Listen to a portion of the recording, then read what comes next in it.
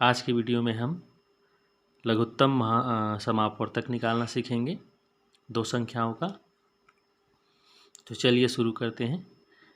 हम इसके नियम बताते जाएंगे और देखेंगे कि किस तरह से हम दो संख्याओं का लघुत्तम समापवर्तक निकाल सकते हैं।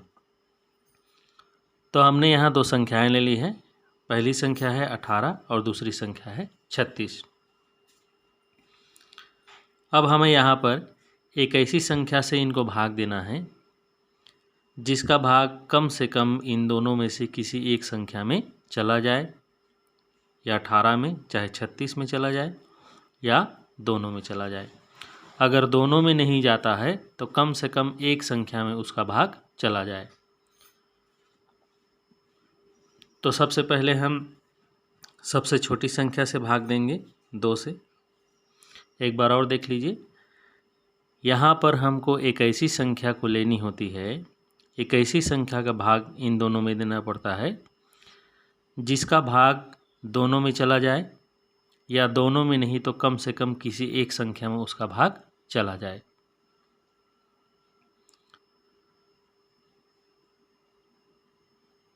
हम यहाँ पर लिए हैं 2 से भाग देंगे 18 को। 2 का पहाड़ा हम पढ़ेंगे 9 बार, 2 9 18। हमको यहाँ 2 का पहाड़ा पढ़ना है कितने बार कि वह संख्या आ जाए। तो हम लोग 2 का पहाड़ा 9 बार पढ़ेंगे तो 18 आ जाएगा। फिर 2 का 36 में भाग देना है। तो 2 का पहाड़ा हम लोग ऐसा नहीं पढ़ सकते कि एक ही बार में 36 आ जाए। इसके लिए हम 2 का पहाड़ा पढ़ेंगे एक बार, 2 एकम 2। अब चूंकि यहाँ पर बचा जो उसको दे दिए 6 को, वो 16 हो गया। ये हो गया 2 अट्ठे 16, 2 एकम 2। अब यहाँ पर 3 है, हमने पहाड़ा पढ़ा 2 आया, एक बचा उसको दे दिए 6 को, 16 हो गया, 2 अट्ठे 16। इसके बाद फिर 2 से भाग देंगे। अब 9 में 2 का भाग जाएगा नहीं, या 2 का पहाड़ा पढ़ेंगे तो 9 आएगा नहीं। तो हम लोग 9 को ऐसे ही उतार लेते हैं। उतारने के बाद 2 का पहाड़ा पढ़ेंगे हम कि 18 आ जाए। तो 2 का पहाड़ा हम 9 बार पढ़ेंगे, 2 9 18।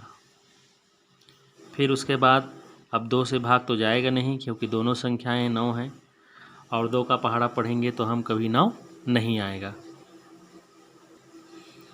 इसके लिए क्या करेंगे, हम एक नई संख्या लेंगे 3।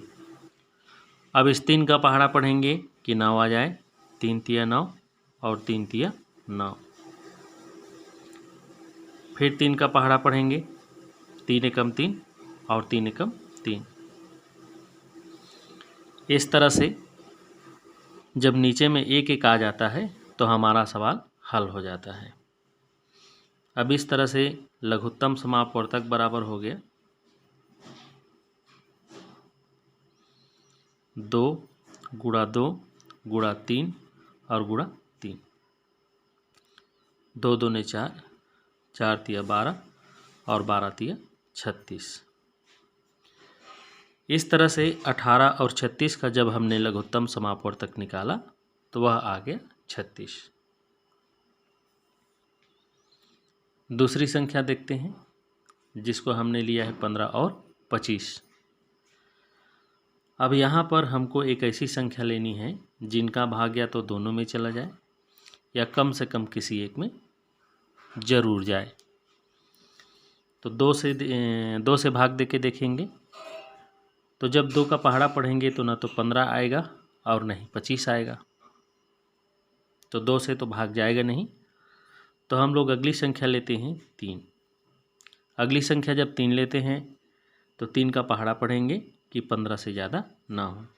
तो ये हो जाएगा 3 पंजे 15, और 25 में 3 का भाग नहीं जाएगा तो हम लोग उसको उसी तरह से उतार लेंगे ऐसे 25। अब इसके बाद फिर 3 का भाग दे के देखेंगे तो 3 का भाग इन दोनों में नहीं जाएगा। इसके लिए क्या करेंगे, 4 से भाग दे के देखेंगे, 4 से भी नहीं जाएगा। अब 5 से भाग दे के देखेंगे इस तरह से। मतलब संख्या को धीरे धीरे हमको बढ़ाना रहता है। 3 के बाद 4, 4 के बाद 5, 5 के बाद 6।